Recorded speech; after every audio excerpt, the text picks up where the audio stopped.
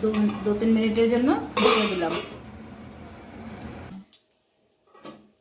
2 minute হয়ে গেছে। এবারে এটাকে আমি উল্টে দিলাম। সুন্দর গন্ধ বেরিয়েছে, দেখলেন?